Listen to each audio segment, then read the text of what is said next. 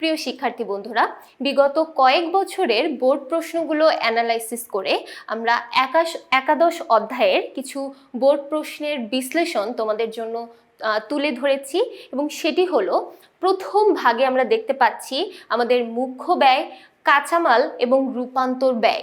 এই তিন ধরনের প্রশ্ন সম্পর্কে আমাদের বিগত কয়েক বছরের বোর্ড প্রশ্নে কিন্তু অনেকগুলো প্রশ্ন চলে এসেছে। যেমন আমরা দেখতে পাচ্ছি পরপর প্রায় প্রত্যেকটা 25 বোর্ডের প্রশ্নে কিন্তু এই প্রশ্নটা কমন ছিল, মুখ্য ব্যয় অথবা কাঁচামালের খরচ অথবা রূপান্তর ব্যয় নির্ণয় করো। তার মানে এটা খুবই কমন একটা প্রশ্ন আমাদের ক নাম্বার প্রশ্নের জন্য বা একদম শুরুর যে প্রশ্নটা থাকে সেই প্রশ্নের জন্য। এছাড়াও দেখো 2024 বোর্ডগুলো যদি আমরা দেখি, প্রায় প্রত্যেকটা 24 বোর্ডেই কিন্তু এই প্রশ্নটা ছিল, অর্থাৎ যেখানে যেখানে একাদশ অধ্যায়ের প্রশ্ন চলে এসেছে প্রায় প্রত্যেকটা প্রশ্নেই কিন্তু আমরা এই টপিকের যে কোনো একটা টপিক দেখতে পেয়েছিলাম। তাছাড়াও আমাদের 2020 সালের মাত্র 3টি বোর্ডে এটা কমন ছিল, ঢাকা বোর্ড, চট্টগ্রাম বোর্ড এবং বরিশাল বোর্ড। তার মানে আমরা বুঝতে পারছি এই প্রশ্নটা আমাদের একাদশ অধ্যায় থেকে খুবই কমন একটা প্রশ্ন এবং এই প্রশ্নটা কিন্তু চলে আসতেই পারে, মুখ্য ব্যয় নির্ণয় করো অথবা রূপান্তর ব্যয় নির্ণয় করো। এছাড়াও আমরা যদি আরো কিছু প্রশ্নের অ্যানালাইসিস দেখি, আমাদের একটা প্রশ্ন আছে যেটাতে বলা থাকে প্রত্যক্ষ খরচ বা ক্রয় মূল্য নির্ণয় করো। সাধারণত এই খরচটা আমরা আলাদাভাবে নির্ণয় করতে খুব একটা বেশি বলে না, আবার প্রয়োজন পড়ে না। আমরা যখন মুখ্য ব্যয় বা রূপান্তর ব্যয় নির্ণয় করি ঠিক সেই ব্যয়ের সাথে আমাদের এই ক্রয় মূল্য বা প্রত্যক্ষ খরচের কাজটা চলে আসে।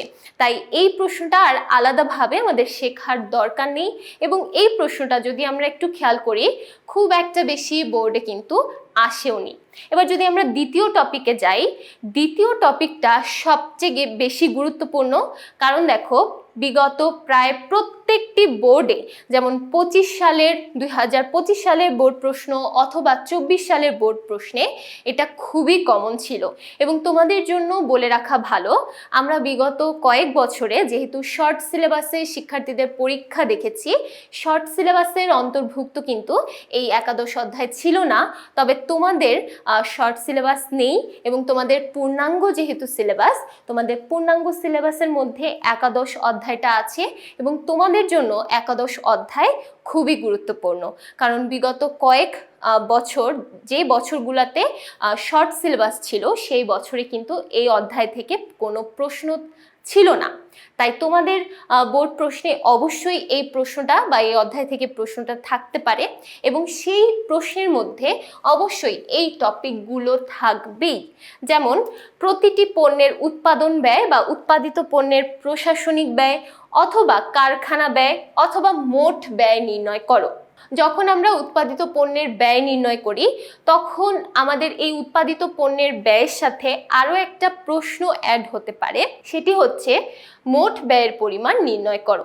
এবং দেখো প্রায় প্রত্যেকটি 2025 সালের বোর্ড প্রশ্ন, ইভেন 2024 সাল এবং সবচেয়ে ইম্পর্টেন্ট যেটা সেটা হচ্ছে প্রায় প্রত্যেকটি 2020 সালের বোর্ড প্রশ্নে কিন্তু এটা কমন ছিল। তার মানে আমরা বুঝতে পারছি এখান থেকে একটা প্রশ্ন থাকবেই, অর্থাৎ 3টা টপিকের মধ্যে থেকে যে কোনো একটা প্রশ্ন তোমার একাদশ অধ্যায়ে থাকবেই থাকবে। তাছাড়াও দেখো আরও যে টপিকটা সবচেয়ে বেশি গুরুত্বপূর্ণ সেটি হচ্ছে আমাদের উৎপাদন ব্যয় থেকে লাভ ক্ষতি বা নিট মুনাফার পরিমাণ নির্ণয় করো।